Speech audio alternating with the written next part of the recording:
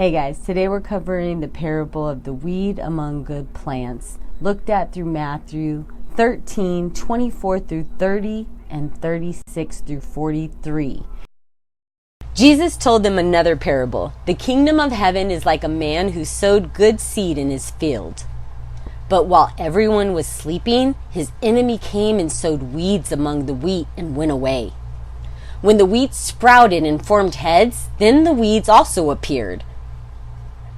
The owner's servants came to him and said, "Sir, didn't you sow good seed in your field? Where then did the weeds come from?"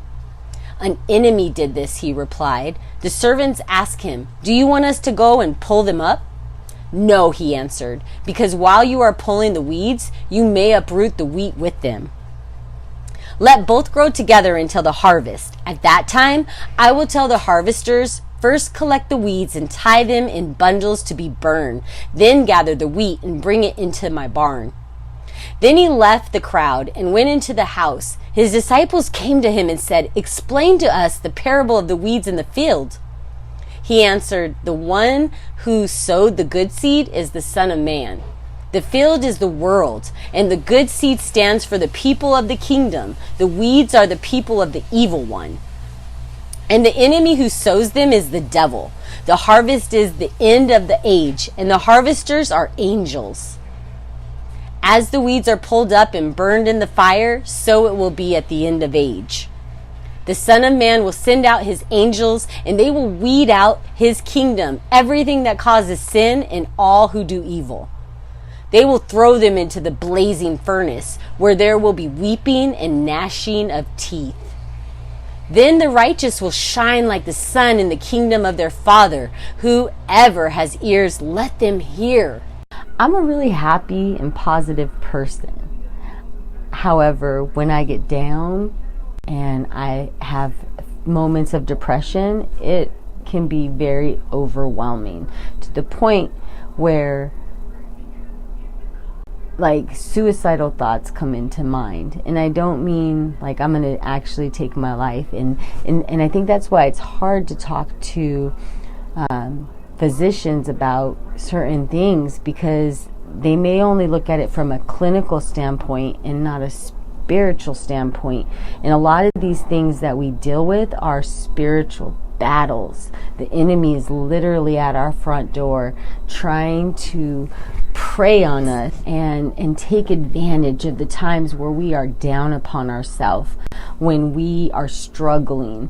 And the parable of the weeds among good plants is very relevant to what I am referencing, because in a moment that you are at a weak and vulnerable place in your life, the weeds that are around you can choke out the hope that you have. They can choke out the drive and the strength and the faith that you have.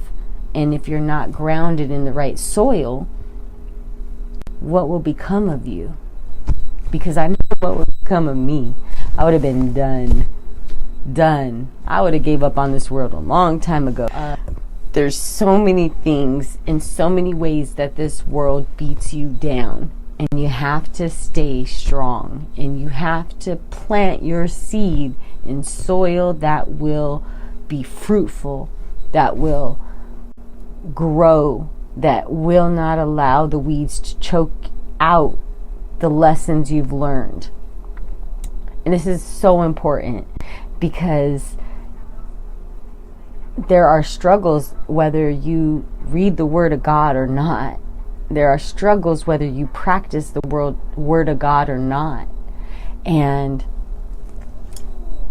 by practicing the Word and by staying engulfed in it, it gives us hope. It gives us strength. It gives us the fight to keep going. At least it does for me. And I felt it's important to share this with you, because I want you to know that just because you study the Word of God doesn't mean you won't get depressed. Just because you study the Word of God doesn't mean that you won't get anxiety with the uncertainty of what tomorrow holds. It's not just a cure-all fix. And I think it's important to make sure I bring that into the message, because part of our journey is understanding that we are not perfect. We will never be perfect. You can fall short, and you can take the next moment, the next second, and in the next situation that you're faced with, to have a different response and to continue to be a better person than you were the moment before. Not the day before. I mean, the next day is always good to strive to be the best version of yourself, but why not every moment? Every moment you're faced with, just do your best. And that's what these messages are about. Not to be perfect. I will never be perfect. I am only the messenger, and I'm not perfect.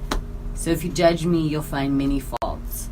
I live in a way where I am always trying to live by the word, but I don't always do it. I have many faults, and I know that, and I'm working on them daily. But I think it's important to share that, because preachers don't share that. They share the message. They want to live in this high esteem, and they know they're held to a higher standard, and they don't want you to know that they struggle with this too. So hopefully somebody gets something from this, because I struggle with depression. I have struggled with suicidal thoughts. I don't want to admit it because I know I won't act on them. And that's what I was saying. Sometimes you could say that to a physician and they run a whole different way with it. They don't take into account the spiritual battle in which a person is facing, because it's clinical versus spiritual. And there are two different spectrums we're dealing with. And for non-believers, they don't understand the one, so they will gravitate towards the other. When you have a sound understanding of both, it is a struggle. But I know who wins in the end. So I hope you enjoyed the lesson. I can't wait to do the next one.